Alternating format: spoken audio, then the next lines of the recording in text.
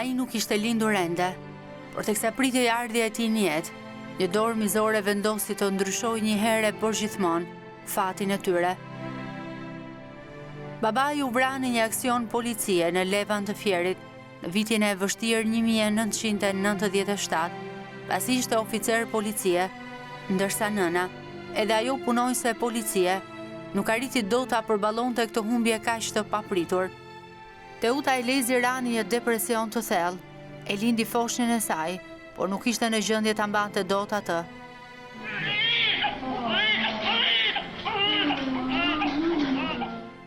I sapo linduri, me emrin Jori Glendius, u bë pjesëtar i shtëpisë së fëmijës Durrës.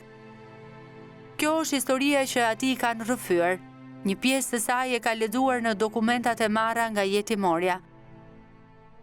Në memorien e tij qëndron i rrënjosur fort imazhi i nënës. Ajo shkonte e takonte shumë shpesh, por nuk ishte në gjendje t'i rrëfente ato të vërteta, të cilat i kanë mbetur mister akoma edhe sot. Pyetje se kush ishte babai, ajo i përgjigjej se ai nuk kishte baba. Sjellja e saj ishte tepër agresive.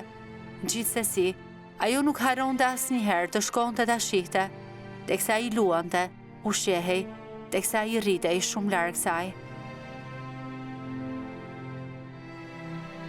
6 vitet e para i kaloi në shtëpinë e fëmijës Durrës, më pas u transferua në Tiranë tek Zyber Hallulli, ku qëndroi deri në moshën 15 vjeçare. Ky voglush i bukur Topolak u rrit dhe vendosi të kujdeset vetë për veten. Prej 3 vitesh tashmë jeton me 2 shokë të tij në shtëpi me qira dhe punon si kamarier. Nga familjarët e vetmja që i është prezantuar është vajza e tezës, e cila ka ruetur kontaktet me të për një periudhë të shkurtër kohore, por tani nuk do më. Ishte ajo që e lajmëroi se ëma kishte djegur veten me benzinë dhe ndodhej në spital. Shkoi me një herë ta shihte, madje ju la porosi që nëse ajo ndronte jetë, ta lajmëronin, pasi ai do donte shumë të ishte aty në funeralin e saj për t'i dhënë lamtumirën e fundit.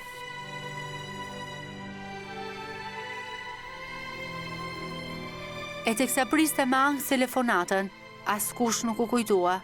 I shqetësuar, telefonoi vetë dhe u trondit, teksa dëgjoi se nëna e tij kishte vdekur. Ishte bërë dhe funerali i saj, por Jorin nuk ishin mundur dot ta merrnin. Kuptoi dhe një herë që kërkesa e tij për të njohur familjen ishte mohuar me qëllim. Dikush dëshiron ta mbaj larg dhe deri më sot ja ka arritur. Megjithatë, ai tashmë është rritur. Ka vetëm pak ditë që ka mbushur 18 vjeç. Në duar mban një dosje me dokumenta, me cila do të gjejë identitetin e tij. Ai do të kthehet në Berat për të marrë atë që i takon, e sigurisht për të njohur të gjithë ata me të cilët e lidh gjaku, për t'u bërë pyetjen që ka mbajtur shpirtin pezull gjithë këto kohë. Pse askush nuk trokiti në derën e jetimores për ta parë? Kush ishte babai i tij? Pse ju mohua lamtumira e fundit në funeralin e gruas që e lindi, e cila edhe pse e sëmuar, nuk e braktisi kurrë. Jori është gati për të mësuar të vërtetën.